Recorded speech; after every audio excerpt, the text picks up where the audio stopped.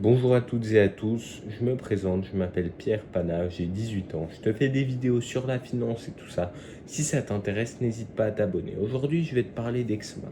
Je mets mes lunettes, c'est des lunettes pour regarder les écrans. Donc voilà, si tu me croises un jour dans la rue, je n'aurai pas ces lunettes. Peut-être des lunettes de soleil. Bon, Exmar, c'est quoi? Exmar, c'est une société maritime belge. Donc tout ce qui est bateau et tout ça, ils connaissent bien. On peut se dire, Exmar, ok, c'est les bateaux. Eh bien, il y a plein de choses intéressantes sur Exmar. On va directement prendre Exmar Stock, donc les actions. J'essaye de bien détailler, étant donné que je suis dans les premières vidéos, afin que tout le monde, même quelqu'un qui n'y connaît rien, puisse comprendre ce que je détaille et ce que je dis. Et puis, je vais prendre, là aujourd'hui, tiens, le cours a fait une belle chute. Il y a sûrement eu pas mal de ventes. Enfin, il y a eu des ventes. Exmar est une société qui a peu de volume actuel d'échanges. Donc, c'est-à-dire qu'il y a peu d'échanges dans la journée. On parle ici, je ne sais pas si on l'a, non. Peut-être ici sur le site d'Euronext. Volume, voilà. On est sur du 34 000 actions par jour, 35 000. C'est pas grand chose. Il faut vraiment le dire, 35 000 actions, 225 transactions sur une journée, c'est rien du tout. Ce qui est intéressant, je trouve, avec Euronext, et c'est uniquement avec les sociétés que eux gèrent, je vais dire, c'est qu'on peut avoir le carnet d'ordre. Ce dernier nous dit vraiment à quel prix les gens achètent et à quel prix les gens vendent, ce qui peut nous permettre de faire des paliers. Je ne sais pas si vous voyez ce que je veux dire, mais imaginons ici, Ask c'est achat, je ne vais pas faire de bêtises, français, Ask, demande, ok. Donc, il y a de la demande à 8,77, ok, 8,77 € par action. C'est là où les gens veulent en acheter. Et par contre, il y a de la vente à 7,92. C'est extrêmement bas. Et ça, c'est fou. Parce que ça veut dire qu'on a une différence qui est gigantesque.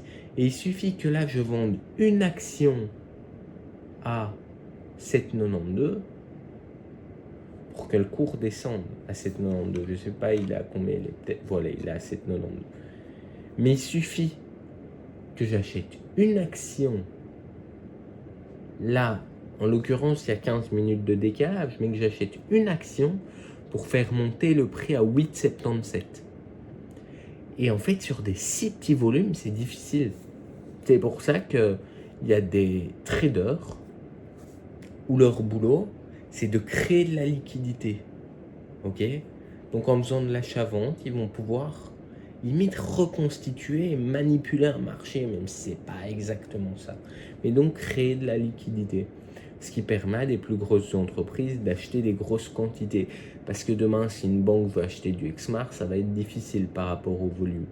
Je sais pas, imaginons, c'est un fonds d'investissement qui pèse 1 milliard. Non, 1 milliard, c'est quand même beaucoup. Allez, on va dire 100 millions.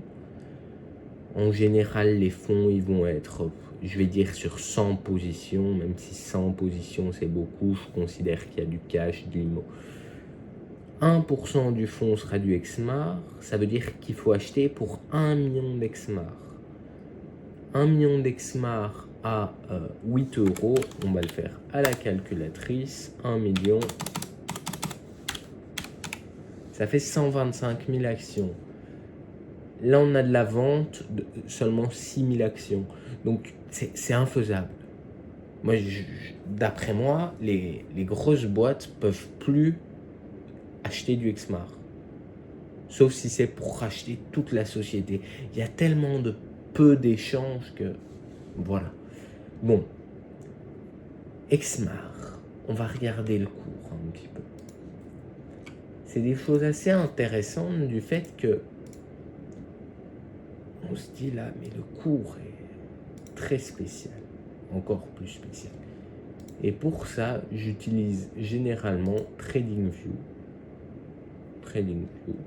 Je parlerai de mes outils dans une vidéo. Et je vais aller sur Exmar. Exmar, c'est une valeur que je possède en portefeuille. Alors, parfois, TradingView n'est pas exactement au bon prix. Ok. Donc, il faut se dire qu'Exmar, il y a 10 jours, était à 10 euros. Aujourd'hui, Exmar est à 8, un peu moins de 8 euros. Ce qui est énorme, hein, une perte de 20%, plus de 20% en 10 jours, c'est beaucoup. Et là, on se dit, mais c'est quoi ce cours? Eh bien, tout s'explique. C'est ça qui est fou. Alors, moi, je vais être honnête avec vous. Exmar, ça fait pas 10 ans que je suis dessus. Je n'ai que 18 ans. Mais en fait, il y a eu plein de choses. Je vais 2020, j'étais pas encore dessus. Moi, j'ai commencé à me mettre sur Exmar. Elle était ici, du coup, ici, et j'ai un prix d'achat moyen à 7,80. Je pense personnellement, ce n'est pas un conseil en investissement, mais que je renforcerai dès lors que j'aurai du cash ma position sur Exmar. Ok. Pourquoi? Peu de volume, potentiellement de gros dividendes, et puis je vais vous parler d'un dernier truc qui me fait prendre des décisions sur Exmar. Bon,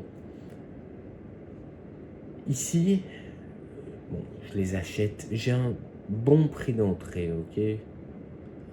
Et je vais être honnête, je les ai achetés parce que j'ai entendu parler de gros dividendes. Finalement, il n'y a pas eu ce dividende était de l'année d'avant. C'était pas encore sûr. Le jour où j'ai appris ça, je stressais et je me suis dit, c'est pas grave. Bon. Ici, une opération publique d'achat. Juste après, ici, juste ici. Donc, il y a eu les résultats. Et puis, une opération, en fait, quelqu'un a dit, j'aimerais bien racheter la société. Il l'a juste dit, il n'est pas allé dans les actes, il n'en a juste pas. Il a parlé d'un cours de 11,10 €, si mes souvenirs sont bons. Le cours est monté plus haut. Et là, je me disais, je ne vendrai pas. Et en fait, en réfléchissant, je me dis qu'adhérer à une OPA, une opération publique d'achat, c'est quelque part faire partie des gens qui auront de l'argent mais qui n'auront plus de part dans cette société. J'étais quasi certain qu'il n'aurait pas la majorité, qu'il ne pourrait pas sortir la société de la cote. Ce qui signifie que lui, il a besoin d'argent. Tôt ou tard, il fera des dividendes ou des choses comme ça. Tout a l'avantage des petits actionnaires. Bon. Ici, clac, le cours, je me rappelle, j'étais en cours de physique. Et puis là, boum, je vois le cours. J'envoie des messages et tout. Moi, je suis comme un fou. Et puis ici, on a eu un dividende d'1 € brut, ce qui fait 70 cents net en Belgique. Puis le cours ne bouge plus tellement. Et puis clac, ici, il est bien remonté. Et puis il annonce, je ferai une OPA. Et là, il le dit vraiment. Mais un cours de 11,10 €. Parce qu'il y a eu les 1 € de dividende. Et là, dans la tête des gens, ça commence à un petit peu cogiter. Ça avance. Et puis là, il a fait l'OPA. Par ici, quelque part, il a fait l'OPA. Alors, je pourrais plus vous donner les dates, mais voilà. Il a eu les parts et puis il a distribué un dividende gigantesque. On parle de 4 € net pour une action qui cotait à 11,50. C'est énorme. Et puis, le cours a continué. J'ai renforcé ma position ici. Et j'ai de nouveau eu des dividendes, 66 centimes. C'est pas gigantesque, mais c'est un petit revenu. Vous voyez, Exmar, par rapport au prix et tout ça, on parle un petit revenu quand même conséquent. On parle de 10% presque par rapport à la cote. Et donc voilà, Exmar, j'ai quasiment eu des actions gratuites en fait. Parce que si on fait le calcul, je reprends ma calculatrice. Si on fait le calcul, que j'ai un prix d'achat à 7,81, ok, je parle des premières actions, moins 1 euro brut, ok, je vais parler en brut, parce qu'il faut le dire, il y a possibilité de récupérer une partie. En fait, j'hésite là. Je vais le faire en net. À ça, donc ça c'est le premier dividende. Ici, on a eu 4,08 € moins 4,08. Et ici, moins 0,66. Ça veut dire que j'ai eu des actions Exmar à 2,37 €. C'est un truc de fou quand même. Alors, une dernière chose que j'utilise pour Exmar, c'est le forum Boursorama. Là, je ne suis pas connecté à mon compte. J'interagis de temps en temps. Et en fait, ce qu'on peut souvent lire, c'est la vision des gens. Il y avait un forum qui avait été créé ici. Je ne sais pas, il existe toujours. Juste pour l'OPA, l'opération publique d'achat. Il n'est plus du tout actif. Mais en fait, c'était assez intéressant. Bon, là, c'est en néerlandais. Mais de comprendre la vision de tout un groupe d'investisseurs.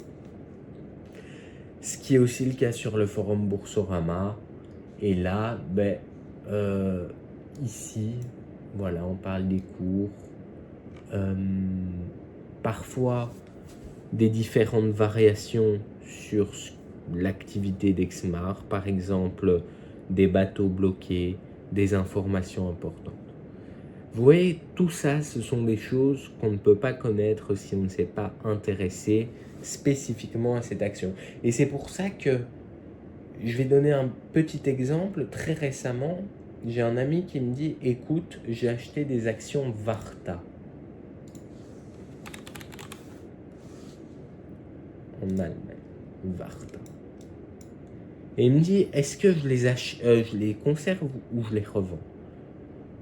Il me dit, j'ai fait, je sais pas, 50, 70, je sais plus. Mais un pourcentage extrêmement bon. Je lui ai dit, écoute, il a une très faible somme, hein, il a peut-être mis 10 € pour être honnête. Je lui ai dit, écoute, ton cas là sur Varta, c'est très beau ce que tu as fait, la performance. Par contre, il faudrait s'y intéresser à fond. Comprendre pourquoi le cours vient de là. Il y a eu les résultats, mais qu'est-ce qui s'est passé chez Varta? Qui sont les concurrents? Et en fait, je vous l'ai dit, pour 5 €, je ne prendrais pas le temps. Si tu m'avais dit j'en ai pour 50 000 € chez Varta, ok, chef. Mais là, 5 €, je suis désolé, je l'ai vraiment dit, et même pas 5 €. Au mieux, tu gagnes, au pire, tu revends, quoi. Donc voilà. Alors, je vais pas dire que la somme n'en vaut pas la peine, parce que il y a l'apprentissage derrière, mais d'un autre côté, j'ai vraiment pas envie de passer vraiment ma charge mentale sur une action qui ne m'intéresse absolument pas. Après, peut-être que Varta va remonter à 140 €, hein, j'en sais rien. Mais j'ai pas envie d'utiliser 3, 4, 5, 6 heures de mon temps pour analyser toute la société. Parce que oui, l'analyse d'une société, il faudrait que je vous fasse une vidéo un jour là-dessus.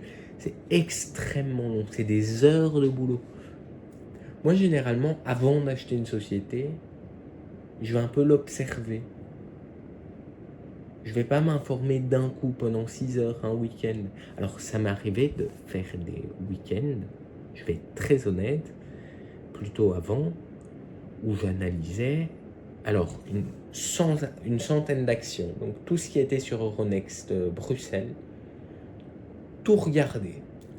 Je regardais le secteur, les secteurs que je choisissais, je notais. Je regardais les ratios cours-bénéfices et je notais. Et en fait, ce qui me plaisait, ce qui m'avait l'air bien, un peu porteur, je notais. Et puis l'analyse, hein. L'analyse légère, parce que on peut pas prendre sans action les analyser à 100%. Il faut faire un pré-tri. C'est comme à l'hôpital. On va pas vous mettre un médecin chacun parce que vous êtes pas bien. Ça va être classé en fonction de ce que vous avez. C'est la même chose. On fait un tri, personnellement je fais un tri et puis j'applique les différentes choses que je souhaite avoir. Si vous avez des questions, n'hésitez pas à me les poser en commentaire. C'était tout pour moi, je vous dis à la prochaine. Allez, ciao!